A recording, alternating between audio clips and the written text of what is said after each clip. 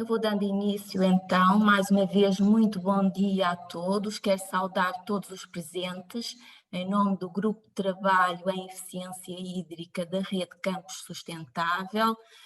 Vamos hoje realizar o webinar intitulado Medidas de Poupança de Água em Instalações Sanitárias de uma Instituição de Ensino Superior e sua consequência no funcionamento da rede de saneamento.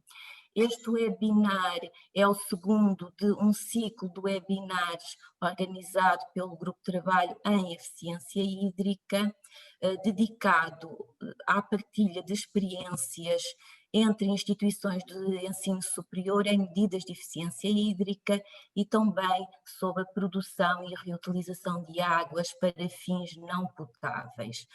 Motiva-nos a problemática associada à escassez de água que vivenciamos atualmente, que é um dos grandes desafios do nosso século e que tende a agravar-se, por um lado com as alterações climáticas, por outro lado com o crescimento da população a nível mundial e também com a melhoria das condições de vida que está sempre associada a um maior consumo de água. Esta preocupação é inclusive refletida no 6º Objetivo de Desenvolvimento Sustentável da ONU, portanto garantir a disponibilidade e a gestão sustentável da água e saneamento para todos. E para nos falar sobre a experiência do Instituto Politécnico de Leiria, temos hoje connosco o engenheiro David Armindo, a quem expresso os nossos agradecimentos pela disponibilidade em estar presente. O engenheiro David Armindo integra a direção dos serviços técnicos do Politécnico de Leiria, atualmente é responsável pela manutenção da rede de abastecimento de água e também pela manutenção das redes de saneamento domésticas e pluviais e ainda por intervenções de manutenção geral em diversos campi do IP de Leiria. Muito obrigada mais uma vez pela disponibilidade. Antes de lhe passar a palavra, eu agradecia que todos os presentes, caso não queiram intervir, mantenham os microfones desligados para não termos interferências de som. Após a apresentação do engenheiro Armindo, teremos um breve debate em que terão a oportunidade de colocar algumas questões e ver esclarecidas as dúvidas que tenham. Este debate será moderado pelo engenheiro Ricardo Gomes.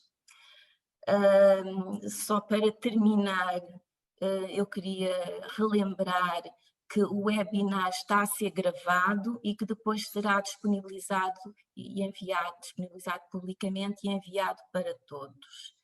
E não roubo mais tempo, passo então a palavra ao engenheiro David Armindo. Obrigado. Até já. Obrigado.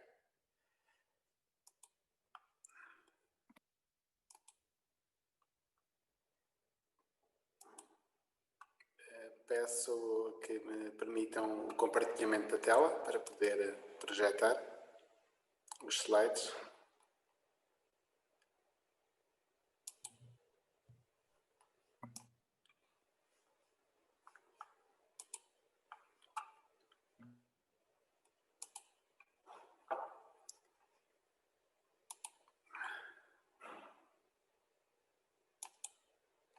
Então, agradeço desde já o convite.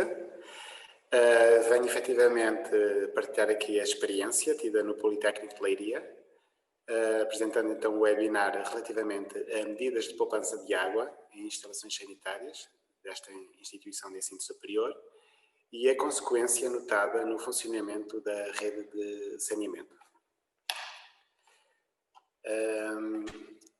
Assim, a preocupação pelo uso eficiente da água foi desde cedo uma preocupação dos serviços técnicos, também com o apoio da direção da escola, né, nomeadamente da Escola Superior de Tecnologia e Gestão de Leiria.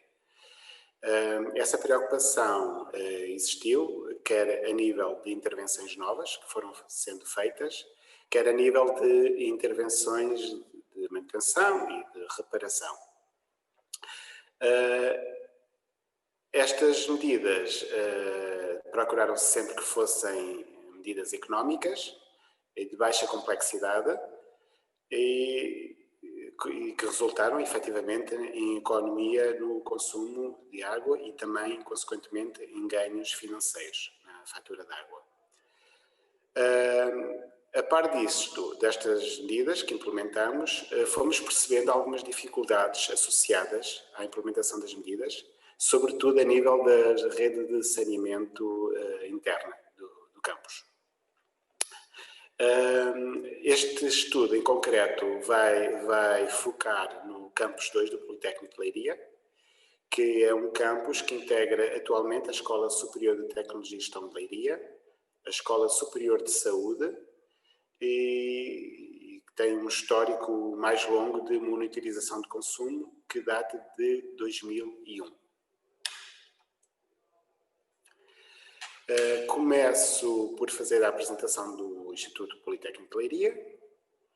De seguida, no ponto 2, irei referir a monitorização dos consumos, que tem vindo a ser feita desde 2001, como disse.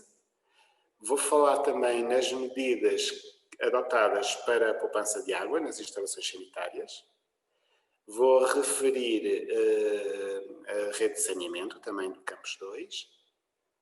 Vou falar ainda de problemas associados que detectamos, nomeadamente na obstrução frequente de urinóis, no funcionamento dos sistemas de bombagem que temos e também na obstrução de troços de saneamento, que passaram a ser mais frequentes. Irei terminar com uma breve conclusão. Então, o Instituto Politécnico de Leiria tem vários campi,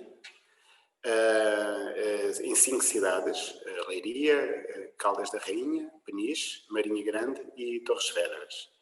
A sede do Politécnico é em Leiria e atualmente tem aproximadamente 12.500 alunos, 900 docentes e 350 funcionários e técnicos administrativos e técnicos superiores. Então, o campus de sede tem o edifício sede, os serviços centrais do Politécnico e os serviços centrais dos serviços de ação social e ainda 4 residências de estudantes. O campus 1, também em Leiria, tem a Escola Superior de Educação e Ciências Sociais e a representação dos serviços de ação social com uma cantina. O campus 2, que é o campo que eu vou dar aqui enfoque, tem a Escola Superior de Tecnologia e Gestão, a Escola Superior de Saúde, a Unidade de Ensino à Distância, várias unidades de investigação, o edifício dedicado à investigação e ainda a presença dos serviços de ação social com 2 cantinas. O campus 3, Caldas da Rainha, tem a Escola Superior de Artes e Design e uma cantina.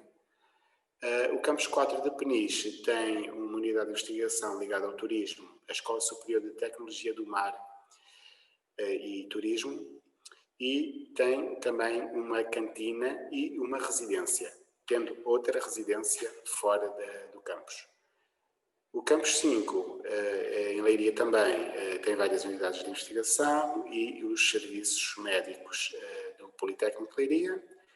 Temos ainda 2 edifícios dedicados à investigação, centros de investigação, nomeadamente na zona industrial da Marinha Grande, ligada à indústria, o CDRSP, e o edifício do Sete Mares, na doca de pesca de Peniche, dedicado à investigação do mar.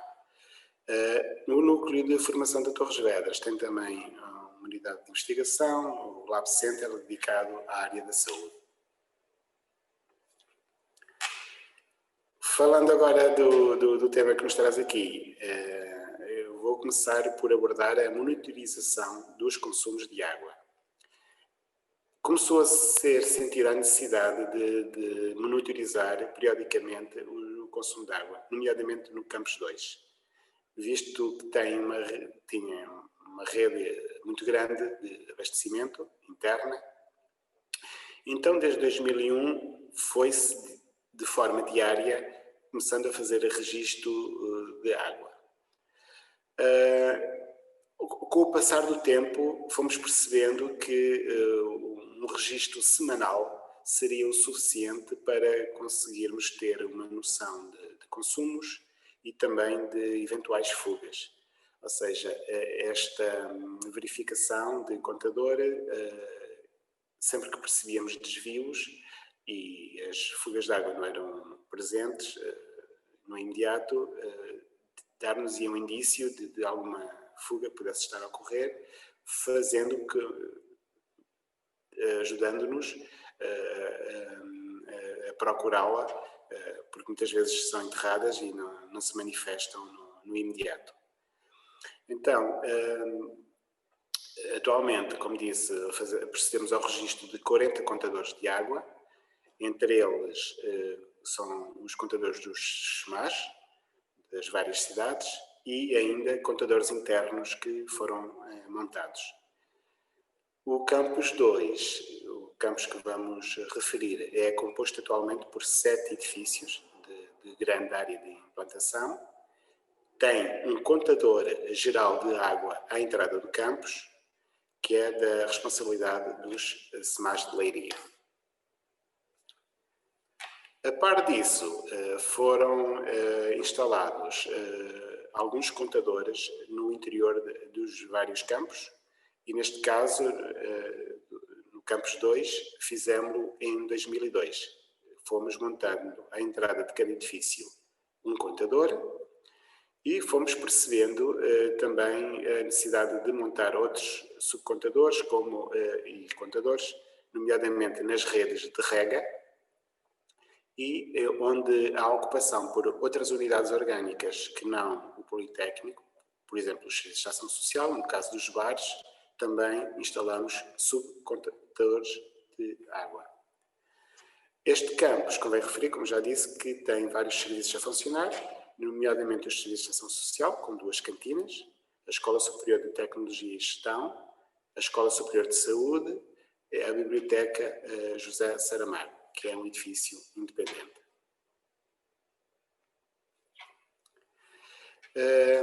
Os registros de água são colocados é preenchido um ficheiro Excel pré-formatado, que nos dá uma noção gráfica dos consumos, dos desvios, e nos faz as contas. E, como disse, desde 2001 até à data, no caso deste campus, temos muita informação. Passamos a alimentar estes indicadores de gestão, como é o caso da água, num portal de acesso de dados que existe na intranet do Politécnico de Leiria. Além de registarmos os dados relativamente ao consumo de água, temos também o registro relativamente ao consumo de energia e ao consumo de gás. Está aqui um pequeno layout deste portal. Apresento agora aqui, no que concerne à água, alguns os dados, não é? Neste caso, estamos a ver os dados de todos os campi e de todos os edifícios de investigação. Chamo, por exemplo, aqui a rosa, que está no topo, é os serviços centrais, tem um consumo representativo, visto que tem 4 residências de estudantes. Vou passar ao próximo slide. Como referi, o caso do Campus 2, temos a instalação de contadores internos, são ao todo 14 contadores de água, a distribuição é a que se apresenta abaixo, com leituras semanais. O que fazemos atualmente é, no caso de um registro anómalo de um consumo, sem razão aparente, temos serviços como limpeza de vidros e outros que obrigam a um consumo superior de água. Não tendo algo que justifique esse consumo, vamos ficar na expectativa para confirmar esse desvio na semana seguinte, ou seja, só após 2 semanas consecutivas de um desvio é que começamos a procurar algo. Quando as fugas são internas nos edifícios, elas manifestam-se no imediato, não o sendo, por vezes a água cria caminho em caixas de visita, infraestruturas elétricas, telecomunicações ou caixas de visita de saneamento. Ou seja, o passo seguinte, não se percebendo por onde a água possa estar a fugir, vamos proceder à abertura de caixas até encontrarmos alguma pista que nos indicie que a água está presente e a partir daí, então, no alinhamento e na consequência das caixas existentes, vamos localizando as fugas.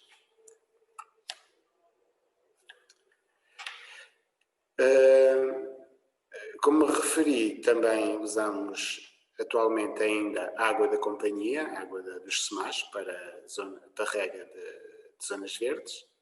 Tem havido um cuidado grande na gestão, na programação sazonal da rega, ou seja, vamos reduzindo ao máximo os tempos de rega, mediante a altura do ano, também tendo em conta a economia nos cortes e no tratamento das zonas verdes. Se lhe reduzirmos a água um pouco, há um menor crescimento, logo um menor custo de manutenção e de intervenção nos espaços verdes. Então, nesse caso, já realizamos alguns estudos e algum trabalho no sentido de tentar não usar a água dos SEMAS para rega. Fizemos em 2005 3 furos de captação de água, com mais de 100 metros de profundidade. No entanto, após a análise da água, temos presença de sal-gema no solo e, como tal, o teor em sal era demasiado elevado para que pudéssemos usar para efeitos de rega. Iríamos queimar, digamos assim, todas as zonas verdes. Então tivemos que abandonar a ideia da captação de água, com furo de captação. Passamos para um segundo passo, que foi estudar a possibilidade de criação de um lago artificial que pudesse recolher as águas pluviais. No entanto, dado o volume de água necessário e a área de espaços verdes, necessitaríamos de um lago muito grande, de um lago artificial muito grande para receber toda essa água.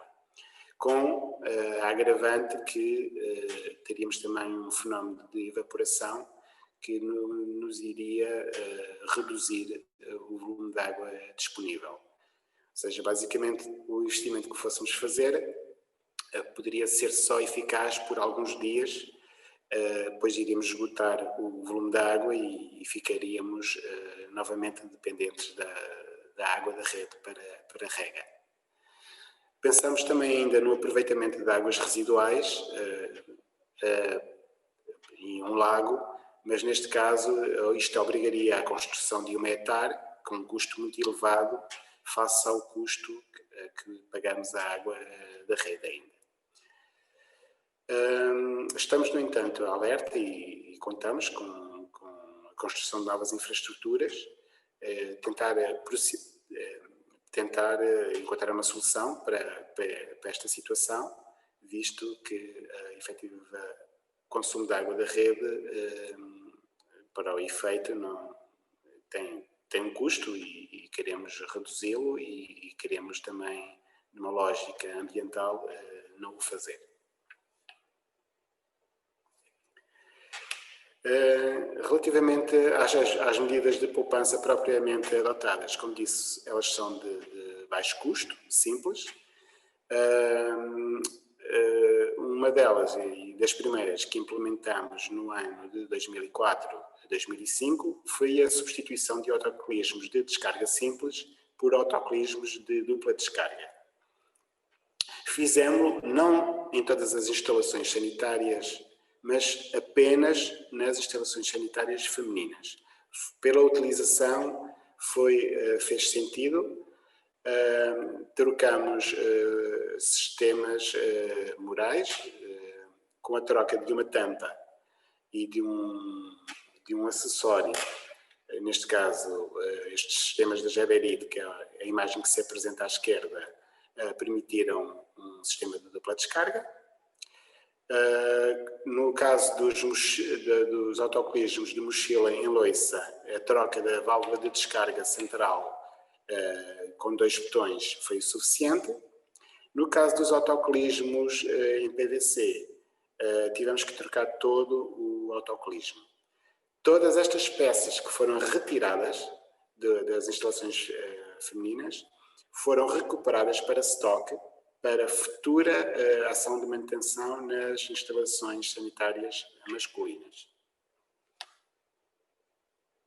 Ou seja, neste caso o investimento foi um bocadinho maior, mas com o retorno da reutilização dos materiais retirados. Uma outra medida passou pela aplicação de sinalética de sensibilização, que foi criado um autocolante, que foi colocado nas instalações sanitárias femininas, sensibilizando para o uso preferencial da menor descarga.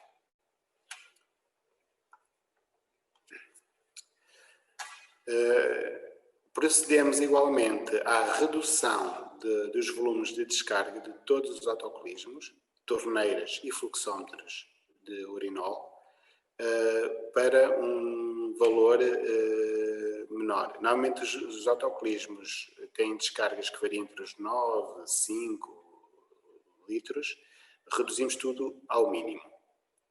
No caso das torneiras temporizadas, a colocação de calços de umas anilhas internas permitiu reduzir o tempo de descarga de água.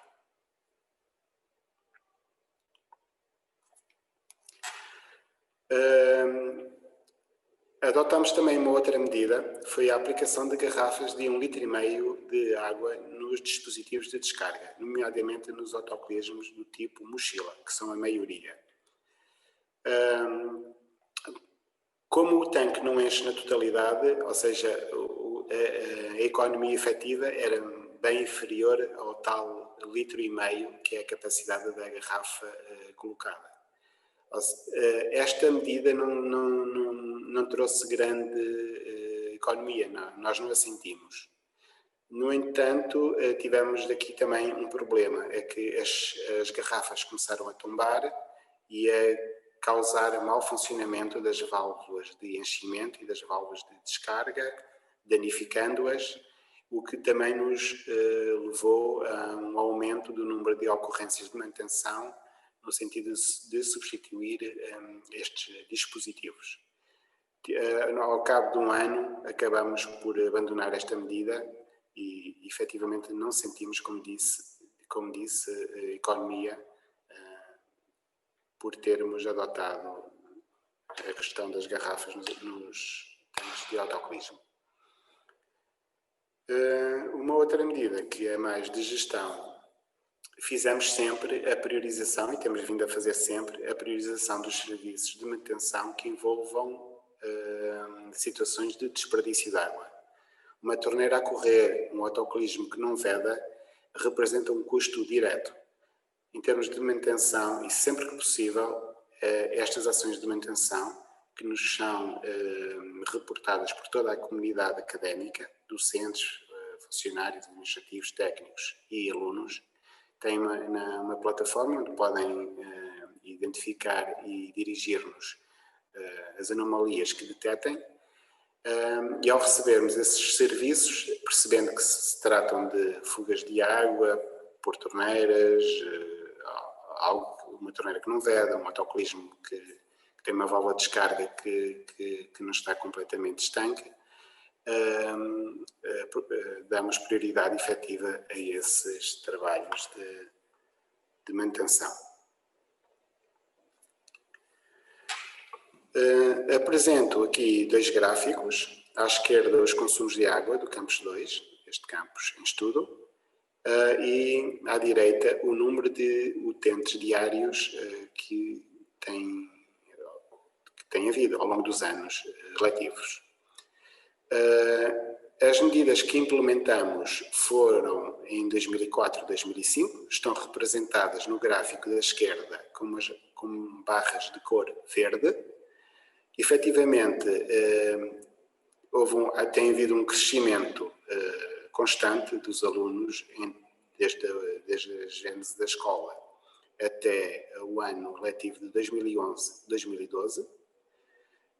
E apesar deste crescimento, tivemos uma efetiva economia que se consegue perceber do ano 2004 para o ano 2005.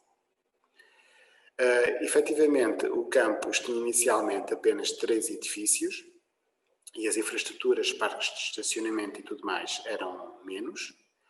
E a partir de 2006 houve uma construção de vários edifícios de grande porte e de várias infraestruturas. Essas intervenções levaram a um consumo de água muito elevado, assim como a ocorrência frequente de eventos externos à instituição, com a ocupação de auditórios, salas de formação, trouxeram muitas pessoas, além dos utentes diários, que eram os alunos, docentes e funcionários. Ou seja, estes movimentos, estas intervenções levaram a um consumo de água que nós não conseguimos expressar. No entanto, apesar da tendência de aumento do número de alunos, nomeadamente até 2009, 2011, 2012, percebemos que o consumo se foi mantendo mais ou menos estável. Houve uma ligeira redução nos anos seguintes também pela redução do número de alunos, mas tendo em conta o efetivo aumento de 7.688 utentes diários no campus, no ano 2019-2020, conseguimos ver que o consumo é equiparado ao que tínhamos em 2004. Sendo que nesta altura as intervenções no campus são menores, de obra, e por isso a leitura que podemos fazer é uma leitura mais real.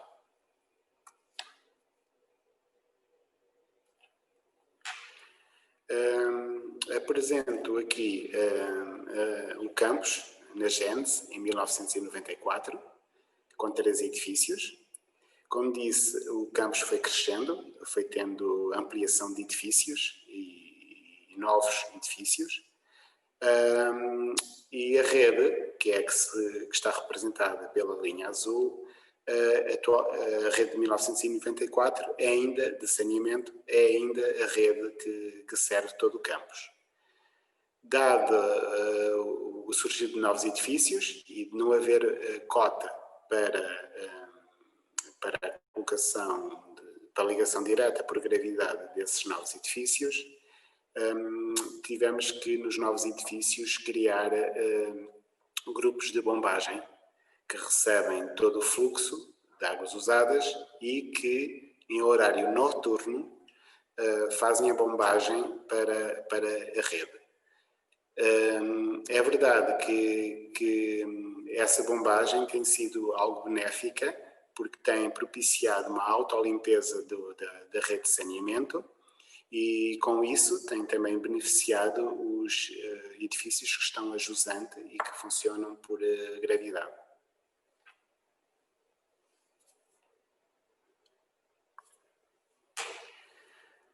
Entrando agora aqui na questão, dando enfoque à questão dos problemas que fomos percepcionando, o facto de eu acompanhar os serviços de manutenção geral permitiu também perceber o resultado das medidas de poupança que fomos adotando. Alguns dos...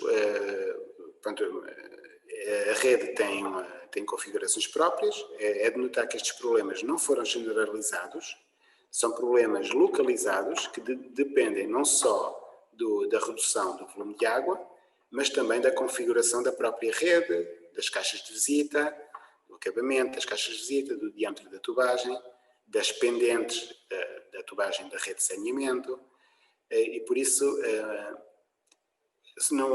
a redução do volume de água não é por si só o problema, é todo o conjunto do fator. No entanto, nos problemas que vou referenciar, o facto de ter ocorrido a redução do volume de água despejada na rede de saneamento propiciou e aumentou os problemas que vou referir.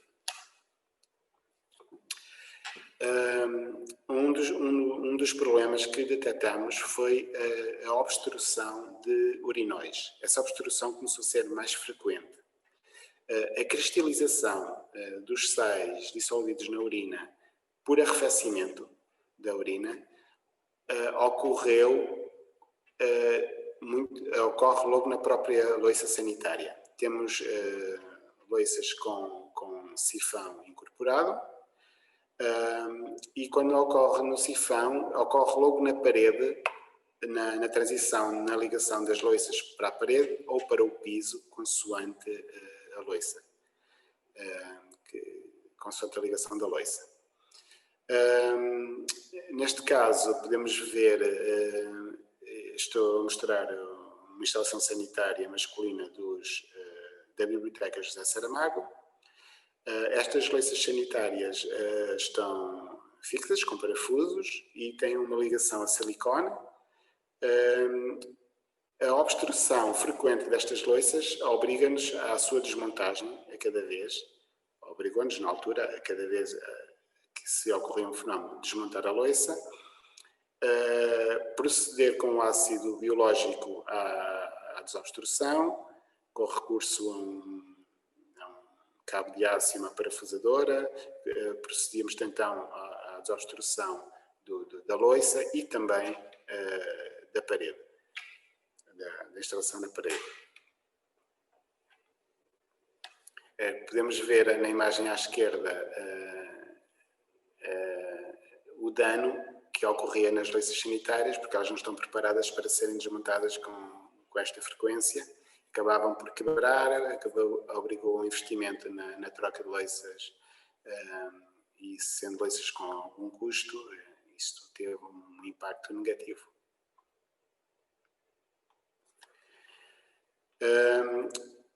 Dada a extensão de alguns edifícios, foi necessária em instalações sanitárias mais afastadas da rede dos edifícios criar pequenos grupos de bombagem.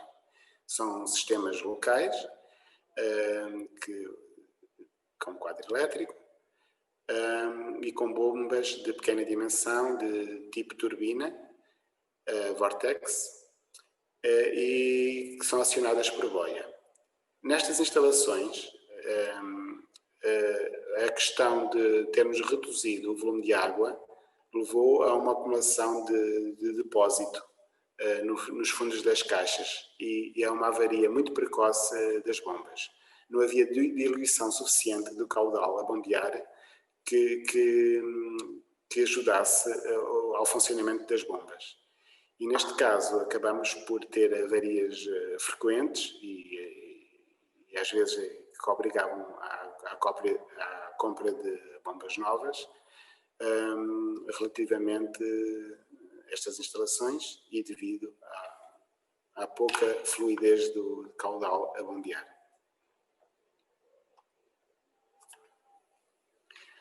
Outras das questões, em redes extensas também, tem a ver são redes em alguns pontos têm menor pendente. Nas instalações sanitárias servidas por uma rede de saneamento com menor pendente, previamente retiramos o papel de toalha de limpeza das mãos, porque às vezes de forma indevida esse papel iria parar ao vaso sanitário, e acabamos por substituir por secadores de mãos. No entanto, ainda assim, nessas instalações, a redução do volume de descarga de autocolismos, fluxómetros e torneiras não propiciava o arrastamento dos resíduos, havendo assoreamento de papel e de outros resíduos, o que também obrigou a mais ações de intervenção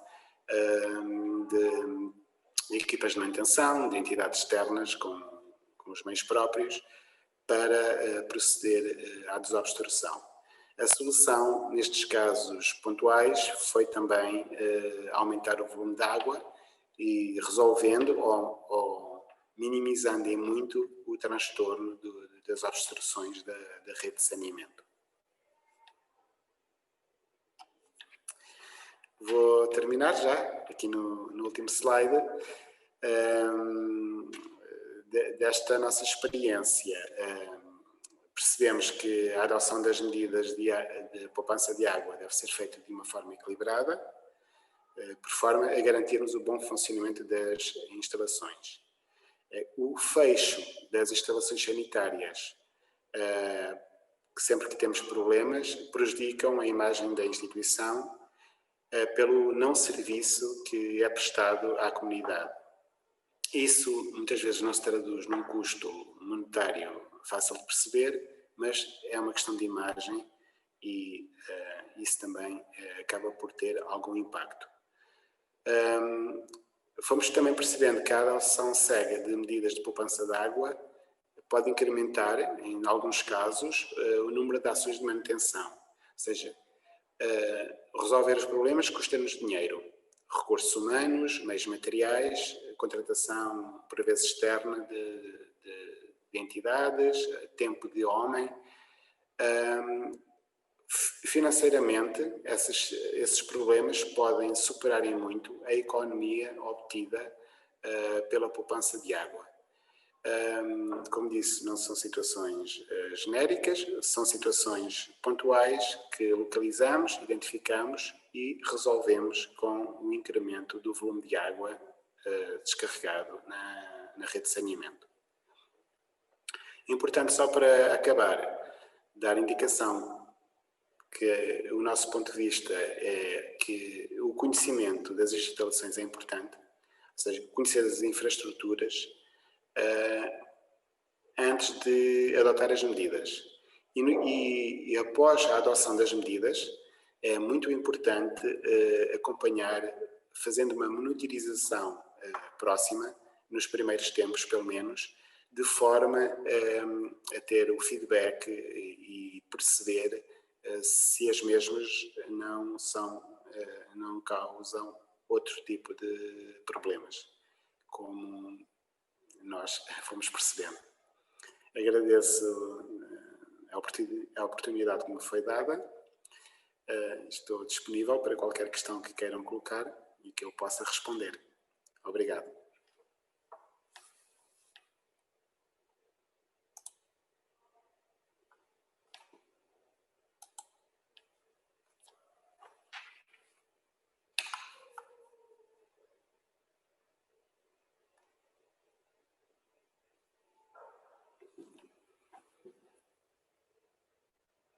Não sei se o Ricardo está... Não estou a ver, ele estava com alguns problemas.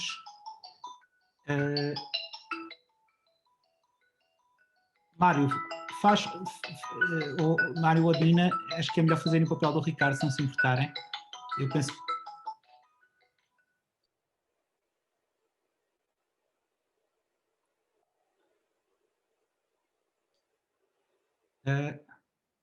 Ricardo, já estás online.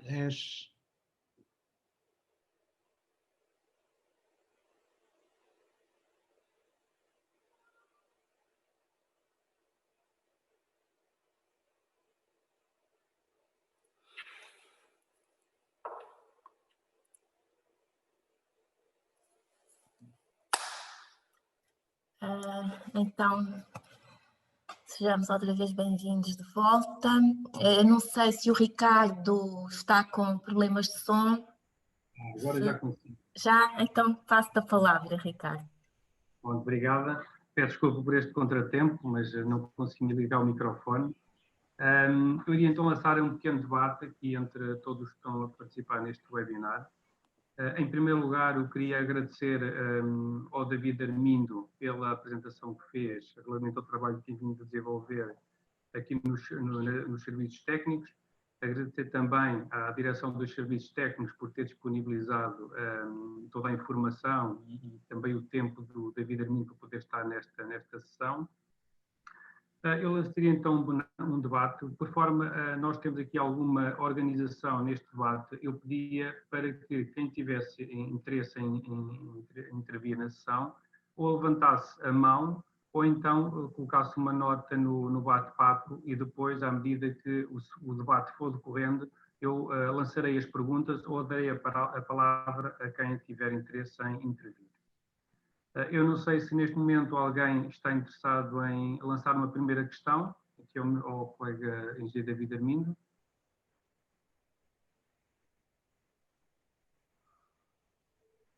Bem, não havendo nenhuma questão nesta fase, provavelmente irão surgir ao longo do debate, eu iria aqui colocar uma questão. Mário levantou a voz. Não, mas sim, ok.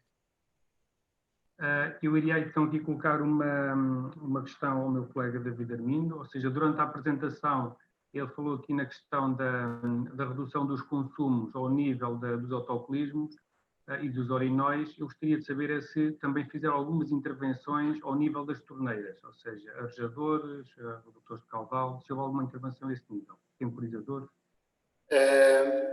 Neste campus, não.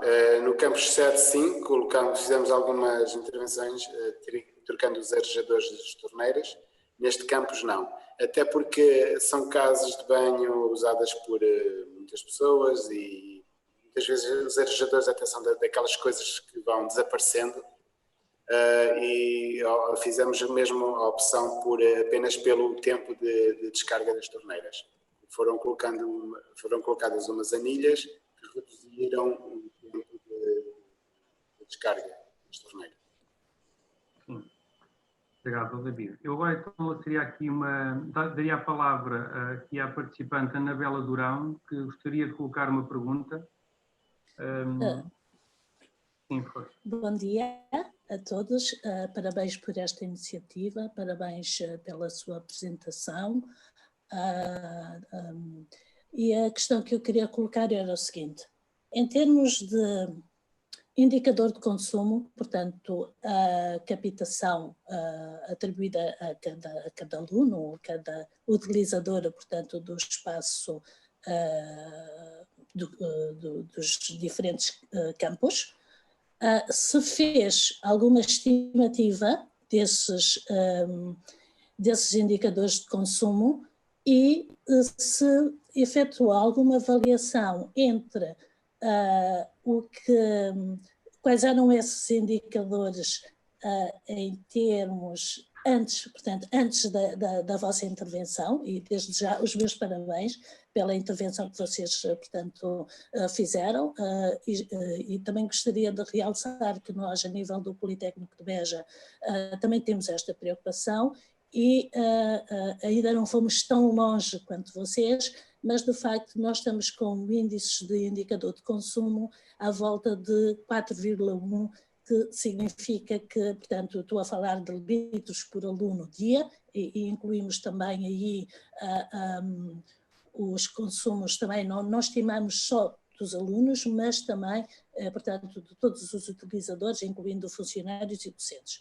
O que significa que, portanto, com as novas instalações sanitárias que vocês colocaram, portanto, efetivamente há uma redução de consumo, e gostaria de saber se tem uma ideia desse valor, se valeu a pena essa intervenção. Claro que vale sempre a pena, porque em termos de custos de facto reduz-se, mas depois acaba por causar outros constrangimentos, que foi aqueles, portanto, que o engenheiro Armindo falou. Gostaria também de saber, em termos monetários, qual foi o investimento que fizeram e qual é que é, portanto, a atual fatura, ou seja, custo-benefício entre aquilo que foi feito e o que está neste momento a funcionar. Muito obrigada. Eu, portanto, sou Anabela Durão e sou do Politécnico de Beja. Prazer. Então, efetivamente, assim, nós não tínhamos muitos dados anteriores, até porque, a par disto, também tivemos algumas fugas de água da rede interna até fazermos algumas obras. Só a partir de 2004, 2005, fazendo uma média até a atualidade, sabemos que temos um valor ano de 930 metros cúbicos por aluno. Ou seja, é um valor anual, não temos por dia. Até porque temos aqui uma situação, temos meses com uma carga muito grande, não é? Nos campos, depois temos outros meses com uma carga acabamos por trabalhar com valores médios iguais. O investimento, efetivamente, não foi muito elevado, porque nós ou seja, pode ter sido algo desfasado, ou seja, equipamentos de autocolismos, torneiras, vão-se comprando sempre, não é? O que nós fizemos foi um investimento um bocadinho maior, numa fase, tendo recuperado, então, o material para reposição nas instalações sanitárias masculinas. Ou seja, eu poderei fazer esse apuramento. O investimento maior foi efetivamente em 2004 e 2005, mas depois nos anos seguintes esse investimento foi muito, muito reduzido, porque já tínhamos em estoque os materiais que tínhamos recuperado. Como tal, não consigo agora dizer de cor valores, mas sei que não foi nada de extraordinário. Aliás, todas as medidas foram bastante económicas. A própria questão da gestão da manutenção, potenciando, dando primazia sempre em questões que envolvessem de água, foi uma medida apenas interna. O investimento maior foi efetivamente na compra de alguns acessórios, que em maior parte dos autocolismos nem foi a totalidade do autocolismo, foi só um mecanismo interior. As válvulas de enchimento mantiveram-se, as válvulas de descarga, essas sim, de botão simples, compramos botão duplo, e em termos de custo, elas têm um custo muito residual. A diferença é uma coisa muito, muito pequena entre um sistema de botão simples e um sistema de botão duplo. Os autocolismos de mochila também são equivalentes em termos de preço. Penso que atualmente nem se vendem já de descarga simples. O custo é muito, muito semelhante. Obrigado. Ok, obrigada. Eu daria a palavra então ao engenheiro Mário de Matos, para poder também lançar uma questão.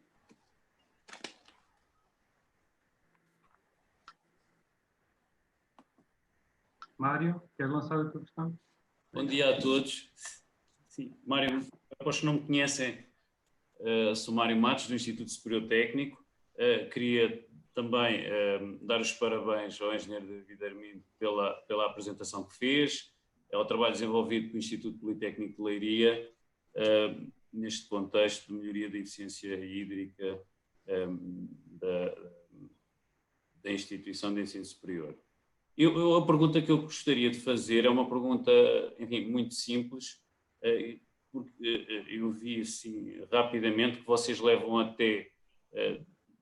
2 semanas até atuar sobre uma observação anómala dos consumos num determinado local. E a questão é saber porquê as 2 semanas, porque visto como um período que me parece que eventualmente podia ser mais reduzido, naturalmente. Obrigado. É verdade, tem razão. O que acontece muitas vezes é que o autocolismo indevidamente fica a correr, uma torneira ficou ligada, aberta a noite toda. São situações que nos escapam, né? Porque isto é uma área muito grande. E muitas vezes afetávamos os meios de manutenção e recursos de engenharia na procura de situações que não eram efetivamente fugas de água. O que tem acontecido é que com 2 semanas, com a constatação de um desvio de 2 semanas, começamos a perceber efetivamente que há ali algo que não é só uma torneira esquecida. E temos por experiência, então, agir após a confirmação do desvio na segunda semana. Porque muitas das vezes é o que digo, a torneira ficou ligada durante a noite, o autocolismo ficou a correr durante toda a noite, e era o suficiente para causar desvio. Não era efetivamente um problema, era só uma falta de cuidado. Algo como se tinha percebido. Já então, se me permitem uma sugestão, que volta a ser uma questão, os serviços de vigilância não podiam ter aí uma atitude mais proativa? Efetivamente, sim. Isto é outsourcing, não é? Os vigilantes são empresas externas e são pessoas que vão rodando. Efetivamente, eles têm vários pontos de atenção, nomeadamente portas, janelas, são edifícios bastante grandes. E, efetivamente, é fácil que dentro de um cubículo de sanita ou dentro de uma instalação ou de um laboratório que ficasse a torneira a correr sem que eles se percebam.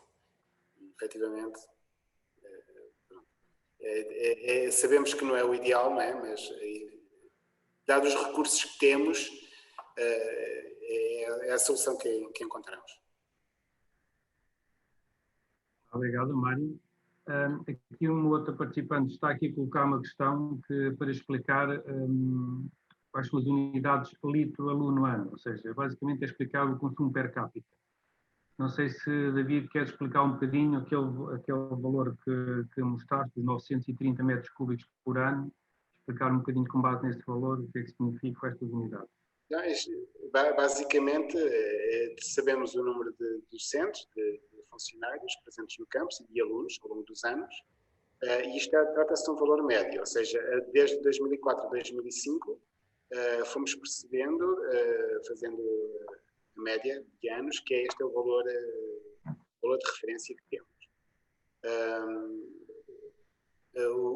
Este valor em anos foi um bocadinho mais baixo, outros anos foi um bocadinho mais alto, mas em termos médios foi isto. Foi basicamente uma conta simples. De referência. Os indicadores, às vezes, para funcionar, não precisam de ser muito complexos. Sim, mas esse valor, os 930 metros cúbicos por ano, era o volume total de água médio consumido no campus, não é? Exatamente. Ou seja, tendo em conta o valor anual de consumo, dividir pelo número de utentes. Sendo que este número de utentes sabemos que há paralelamente, ocorrem eventos, ações de formação, que trazem mais pessoas, mas ainda assim os números que temos de base é o número de utentes diário. Simplificando, é o volume de água à entrada do sistema a dividir pelo número de utentes, a dividir pelo o número de dias, e temos um consumo per capita que é uma estimativa. Exatamente. Do consumo de água por pessoa. Indo ao encontro da intervenção da Anabela. As cantinas, isto inclui o consumo, inclui as cantinas, que são os grandes consumidores, não é? As cantinas deste campus, e a rega também, que é feita. Aqui a Albertina já diz que já está esclarecida. Uma outra questão que eu queria colocar, David, era o seguinte. Referias na apresentação que usavam a água da rede pública para rega de espaços verdes. Tu lançaste aí duas opções que estudaram e que verificaram que não eram viáveis, que eram nomeadamente a utilização de água de furos e a reutilização de águas residuais. A minha pergunta é, está pensado também a utilização, por exemplo, das águas da chuva ou das águas do rio Lena para fazer face a esse sistema de rega, uma vez que estamos próximos do rio?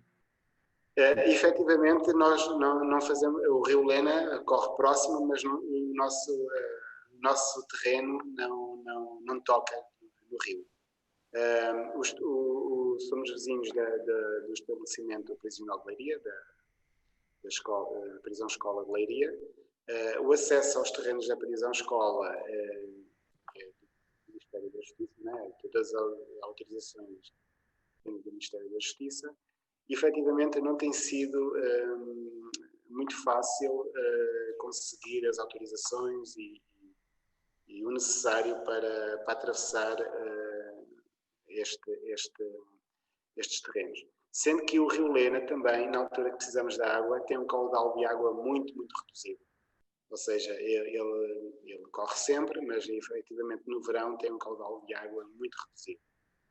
Relativamente ao aproveitamento das águas pluviais, canalizando a rede pluvial para um lago, foi estudado.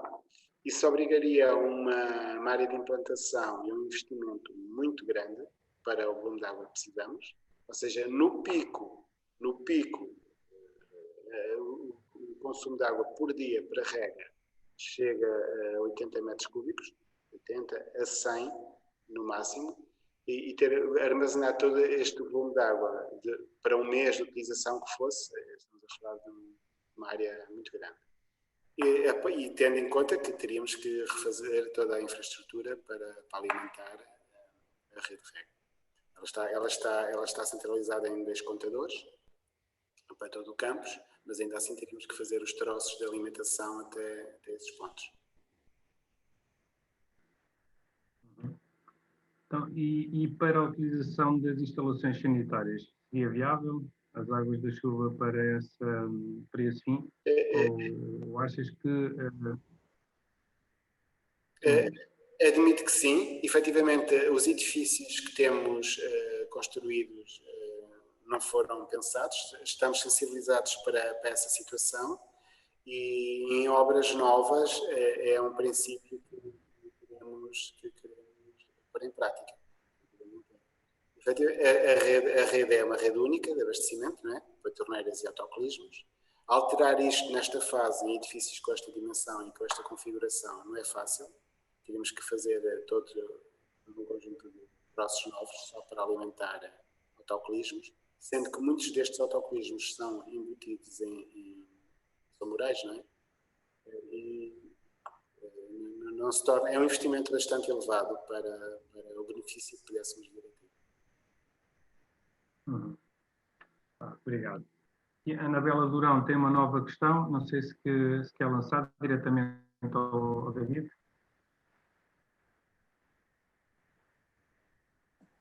Relativamente à rega, que tipo de rega é que vocês utilizam?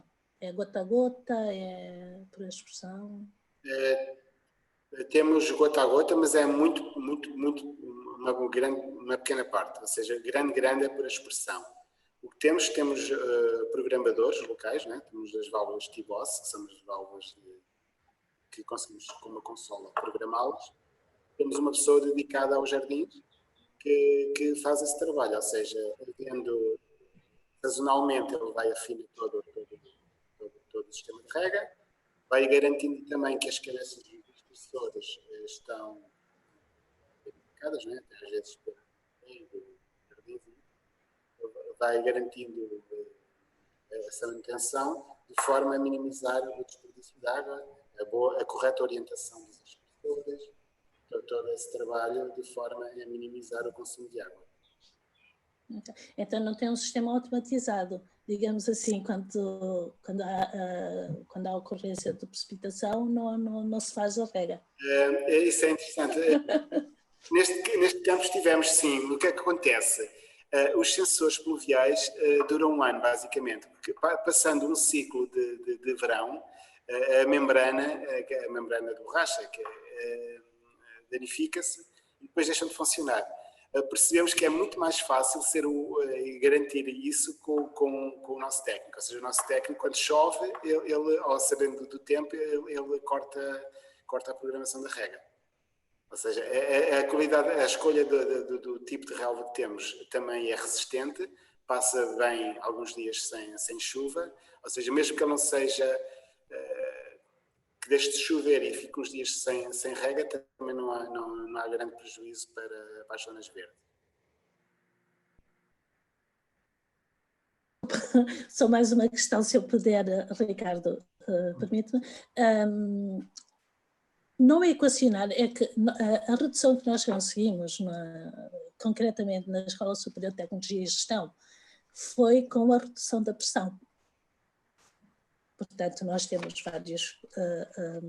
vários pisos e como é uma instalação nova, já tínhamos, portanto, os fluxómetros ajustados para os valores mínimos, as torneiras, e então conseguimos reduzindo a pressão Claro que tivemos que fazer um estudo, né, das pressões que eram necessárias para o funcionamento dos laboratórios e tudo mais, e conseguimos, não equacionaram essa possibilidade?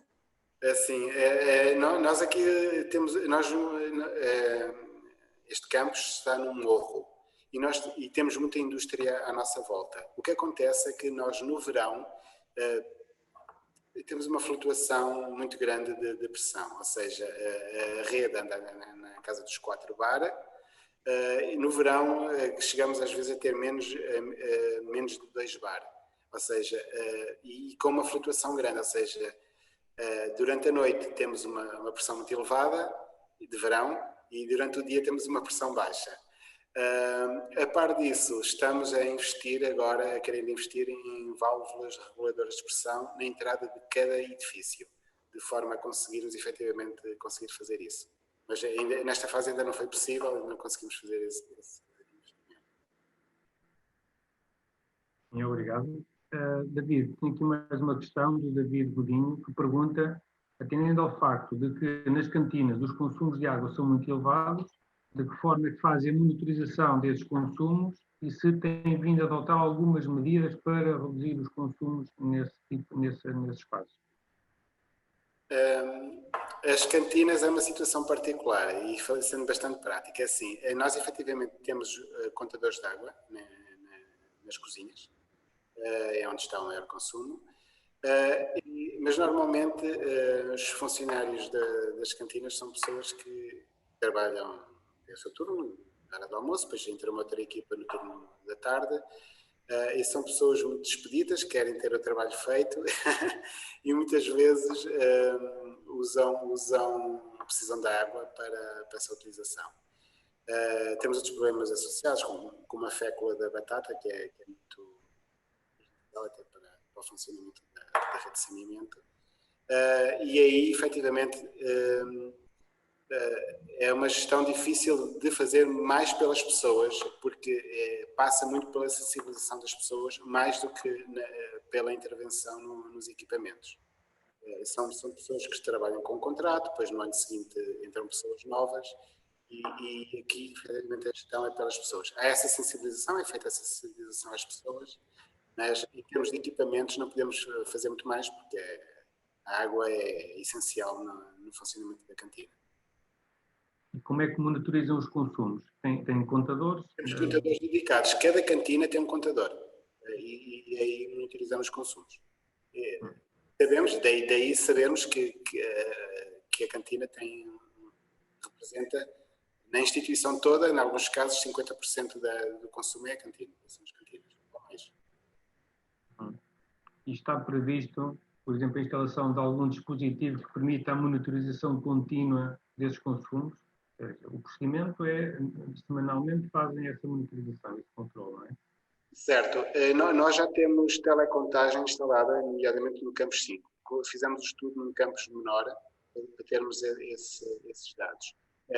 Isto foi feito no fim do ano passado, entretanto, com esta história pandemia, abrandamos com isto, mas falamos com os SEMAs de Leiria e conseguimos isso lá. O nosso objetivo é agora crescer com esta telecontagem em outros locais. Entrada de campo. Obrigado. E o participante no Bento coloca uma questão pertinente, que diz o seguinte: de acordo com a vossa experiência, qual seria a medida aparentemente óbvia que não resultou, ou seja, que medida é que adotaste que não teve os resultados esperados, e quais as medidas que tiveram maior resultado? Efetivamente, as medidas que tiveram maior resultado foi a troca de autocolismos por descarga dupla e a campanha de sensibilização e a redução das válvulas de enchimento dos autocolismos. Um autocolismo descarrega no máximo 9 litros, cerca de 9 litros. Nós reduzimos para 5, 6, 5 litros a descarga e, em alguns casos, ainda menos. Nos mais recentes de mochila conseguimos reduzir para 3 litros e algo, e efetivamente isso teve economia. A medida que não funcionou de todo foi a questão da colocação das garrafas de plástico de 1,5 litro dentro dos tanques dos autocolismos. Fizemos uma recolha nos bares, uma campanha, recolhemos muitas garrafas, só que efetivamente a garrafa já não fica toda mergulhada porque o autocolismo já enche menos do que a capacidade total, não é? Ou seja, uma garrafa de 1,5 litro talvez nos levasse a economia de talvez dos 800 mililitros, por aí assim. E depois, o facto dessas garrafas, não tínhamos grande forma de as prender, com movimento, acabavam por tombar e danificar então as válvulas de descarga e de enchimento, precocemente muitas das válvulas e depois acabamos por abandonar. E não sentimos efetiva economia nessa medida. Eu, na sequência desta pergunta, ainda faço uma outra, que é o seguinte: vocês tiveram alguma estratégia para ajustar as descargas das instalações sanitárias, atendendo aos problemas que começaram a ter quando reduziram muito esses volumes de descarga? Não sei se percebi a pergunta exatamente. Ao reduzir as descargas nas instalações sanitárias, referias que passaram a ter alguns problemas ao nível do desempenho da rede de saneamento, certo? Em casos pontuais. Pronto. Como é que vocês conseguiram arranjar aqui um compromisso entre reduzir o volume de descarga e manter um bom desempenho da rede de saneamento? Compreendo. É assim, efetivamente, estas instalações não foi só a redução do volume de água que causou o problema, não é? Já há uma configuração de rede de pendentes, de diâmetros de tubagem que dificulta o normal funcionamento. Eu dei algum caso que nestas casas de banho, inclusivamente, passamos a ter secadores de mãos, porque as pessoas, evidentemente, às vezes colocavam o papel toalha nos vasos. Esse papel era prejudicial. Assim, nestas efetivamente, assumimos valores médios, ou seja, os autocolismos estão a fazer as descargas dos 9 litros e as torneiras estão, não consigo precisar agora, estão a correr mais do que os locais. Efetivamente, assim, conseguimos garantir caudal de arrastamento que nos minimiza as ações de intervenção ou resolveu por completo. Então, neste momento, vocês chegaram a um valor considerado o mínimo possível, ou seja, não há interesse nenhum em reduzir. Não. Sem prejuízo de trabalho, de recursos humanos, para depois resolver os entupimentos, as obstruções, não. Muito.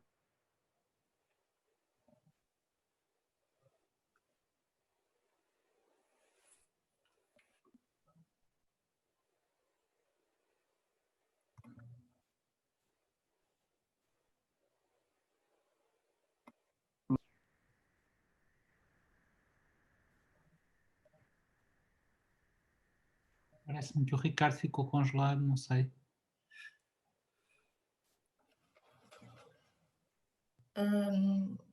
Penso que também não haverá mais questões.